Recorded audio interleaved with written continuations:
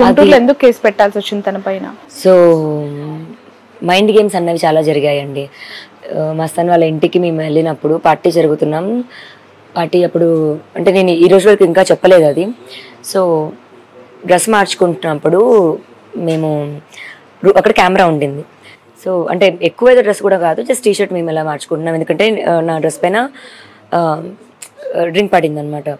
So అలా తలుపు కూడా వేసుకోలేదు, జస్ట్ టీ షర్టే కదా అని ఇట్లా వేసుకుంటున్న టైంలో మా చెల్లి ఒక అమ్మాయి అక్క అక్క కెమెరా ఉందక్క అంది. మేము హే కెమెరా దేర్ కదా అంటే ఈ సైడ్ ఇట్స్ నాట్ వర్కింగ్. అలాంటి ఒక టైంలోని ఇంకో ఫ్రెండ్ వాడు వచ్చి, వాడు సరదాగా అన్నాడో మరి ఏడిపించాడో మరి మైండ్ గేమో ఏమో తెలీదు, కెమెరా ఇక్కడ ఈ యాంగిల్ కాకుండా ఇప్పుడు కొంచెం ఇలా పెడితే బాగుంటుంది కదా, అలా ప్లేస్ అన్నవి జరిగాయి అనమాట. నిజమో కాదా తెలుసుకుందాము చూద్దాము అనుకున్న ఒక ప్రాసెస్లోని ఇదంతా నా భయం నాకుంటుంది, పనిచేస్తుందా లేదా అని, అతనికి ఉంటుంది. అలా ఒక దాంట్లోని కొట్టుకునేలాగా వచ్చి గొడవ పడితే ఆ గొడవ దానికి పెట్టిన కేసు. ఓకే, వాస్తవ స్టోరీ అయితే దాన్ని అతను తీసుకొచ్చి ఇప్పుడు ఏమీ లేకపోతే why will I even go for case. Okay, ఒకళ్ళు ఇష్టం అయితే why will I even go for case, రిలేషన్షిప్లో ఉంటే why will I go for case. ఇప్పుడు రాజు ఇక్కడ నన్ను వదిలేసాడని కేసు పెట్టాను నేను. ఓకే, అక్కడ అతను వదిలేసాడన్నా లేకపోతే అతను కావాలనో బట్ మస్తానికి మీకు ఒక ఇల్లీగల్ ఎఫ్ఐఆర్ ఉందని రాజ్ తరుణ్ ఎలా చెప్తూ ఉన్నారు? ఆ కేసు కూడా అందుకే పెట్టారు, పెళ్లి చేసుకోలేదని కాబట్టి. లేదు ఇన్ దట్ కేసు మళ్ళీ ఇతను ఎందుకు అడుగుతున్నాను అంటే ఇప్పుడు మస్తాన్ వదిలేసాడా నన్ను, తప్పు అది కాదు. సో ఈవెన్చువల్లీ ఏమైందంటే 10 members ఉన్నప్పుడు మైండ్ గేమ్స్ అవి అన్నప్పుడు ఒకరొకరు అనమాట కట్ డౌన్ అవుతూ వచ్చారు. అలా 10లో 9, 8, 7, 6 వచ్చినప్పుడు నేను మస్తాన్ మాత్రమే ఉన్నాను.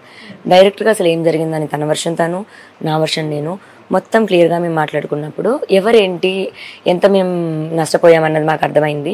So we decided to take the cases back, but will do it అని అనుకుంటున్న ఒక టైంలోని డ్రగ్ కేసు అన్నది జరిగింది.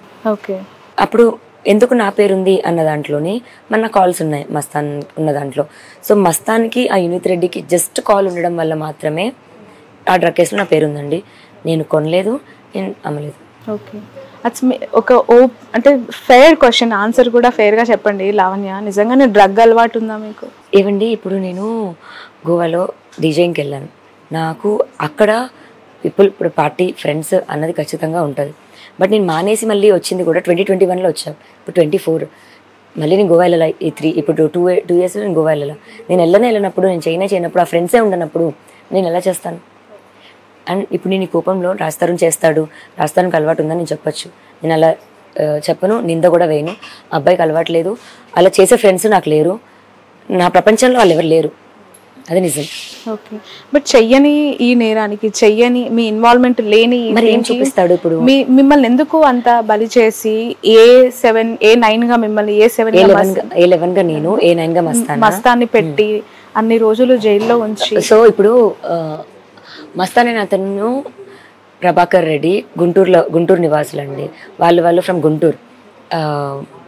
వాళ్ళు ఫ్రెండ్స్ అయి ఉండొచ్చు, వాళ్ళు ఇంకేదైనా అయి ఉండొచ్చు.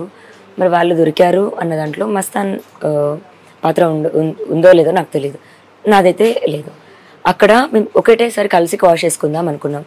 నేను కూడా ఒకటే లాయర్ని పెట్టుకుంటాను అని మేము మాట్లాడుకోవడం జరుగుతుంది. అతని కేసుది ఒకేసారి తీపిచ్చేద్దాము, ఒక ఫ్లోలోనే వెళ్దాము అనుకుంటున్న ప్రాసెస్ అది. అండ్ రాజు ఇప్పుడు ఏం చూపిస్తున్నాడు? ఆల్రెడీ ఒక కేసు అయినా మస్తాన్ది చూపిస్తున్నాడు, ఆల్రెడీ నా డ్రగ్ కేసు చూపిస్తున్నాడు. అవి ఆల్రెడీ అయింది, పనిష్మెంట్ తీసుకున్నా, జైలు కూడా వెళ్ళొచ్చాను నేను. ఏమైనా ఉంటే కోర్టు చెప్తుంది, మళ్ళీ అది కొత్తగా ఇతను చూపించేది ఏంటి? ఆ ఇష్యూ ఏమైనా గ్యాప్ క్రియేట్ చేసిందా? లేదండి, 100% కాదా? ఓకే, మాల్వి మల్హోత్రాని మీరు కాల్ చేసి రిటర్న్ చేశారా? ఆవిడ మిమ్మల్ని కాల్ చేసి రిటర్న్ చేసిందా? ఈ అటు నుంచి అటు ఈక్వలెంట్ వైబ్రేషన్ ఏమీ లేకుండా ఆమె రిటర్న్ ఎందుకు చేస్తాను? ఫస్ట్ నేను మాట్లాడడం జరిగింది, వద్దు అని చెప్పడం జరిగింది. ఆమె ఏమీ లేదని అనేది నాకు స్లోగా కాల్ రికార్డ్స్ ఇవన్నీ దొరికేది. అసలు నేను మాట్లాడనే లేదు, ఎగ్జాంపుల్ నేను మాట్లాడనే లేదు అని అంటది. అతని ఫోన్లో ఇప్పుడు మాట్లాడుతున్నప్పుడు ఫోన్ మాట్లాడుతున్నాడు, వెంటనే తర్వాత నెంబర్ డిలీట్ చేయడము, అలా డౌట్ అలా వస్తుంటుంది స్లోగా. We can catch them, it అట్లా దొరికేసేవాడు. అబద్ధాలు చెప్పుకుంటూ వాళ్ళ ఊబిలో వాళ్ళే పడ్డారు. కొట్లాడేది నాతో, ఏమి లేదు అని కొట్లాడేది, ఉంది అని నేను చూపించేదాన్ని. ఇంకా అలా స్టార్ట్ అయింది, మాకు థ్రెట్ లాగా అయింది ఇంకా. And she told me that ఇంకా నేను వదలను అబ్బాయిని అని. ఆమె ఎవరు అసలు? వదలకపోవడానికి.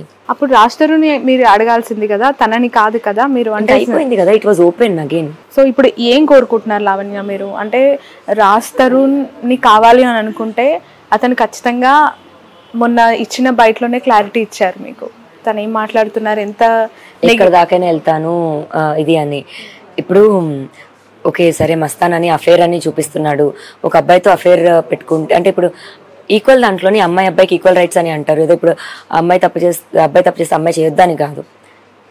సరే నా తప్పని చూపిస్తున్నాడు, అదే తప్పు మరి అతను చాలాసార్లు చేశాడు కదా, లేదా ఇప్పుడు యాక్సిడెంట్ అనో లేకపోతే ఇంకేదో అంటే రీజన్ చూపిస్తావు వదిలేయడానికి నువ్వు అన్నది ఒకటే. ఏదున్నా సరే ఉన్నాను నేను, ఇన్ని సంవత్సరాలు ఉన్నాను, 1 సంవత్సరం 2 సంవత్సరాలు కాదు. అండ్ డబ్బులు ఇవ్వలేదని చేస్తుంది, డబ్బుల కోసం చేస్తుంది అని అంటే నేను అసలు ఏది కొనుక్కోలేదు నాకంటూ. నేను ఇప్పుడు ఎలా ఉన్నానో అంతే. పోనీ అది కాకుండా లావణ్య ఇంకోటి వెనక ఉంది, ఇప్పుడు మీకు అపియరెన్స్గా కనిపించేది అమ్మాయి కాదు ఇంకోటి ఉంది అని మీరు నేను తెలిసిన వాళ్ళు ఎవరిని అడిగినా నేను రెడీ దానికి.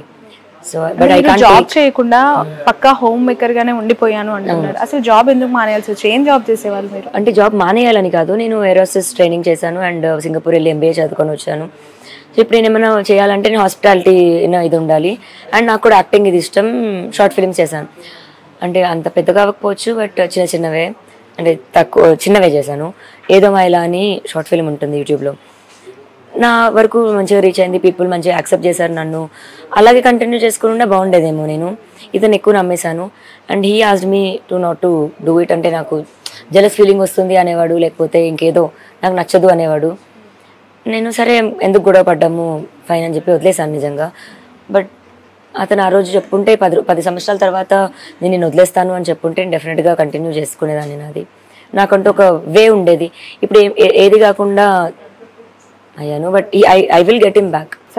ఆడియో కాల్ ఒకటి వచ్చింది బయటికి, అది విన్నాను. దాంట్లో పదే మీరు తిడుతున్నారు సాయి అని, అండ్ బిగ్ బాస్ అన్నపూర్ణ స్టూడియోకి వెళ్తాను నాగార్జున గారు అని చెప్పి. ఏంటది ఆ కన్వర్సేషన్ ఏంటి?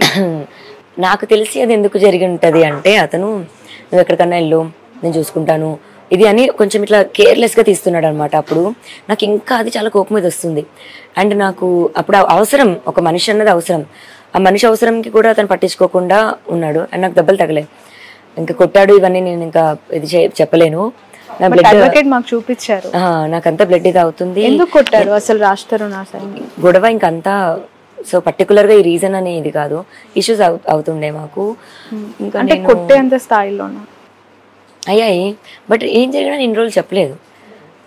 ఇంకా తప్పకే ఈ సంవత్సరం బయటికి రావాల్సింది. అంటే ఈ సెప్టెంబర్ తర్వాత మ్యాన్ హ్యాండ్లింగ్ జరిగిందా మీ పైన? బిఫోరే జరిగిందా ఇష్యూ? బిఫోర్ లేదు, తర్వాతే జరిగింది. అంటే ఈ ఇష్యూతోనే అతను ఎప్పుడు నా మీద చేయలేదు ఎప్పుడు. ఓకే.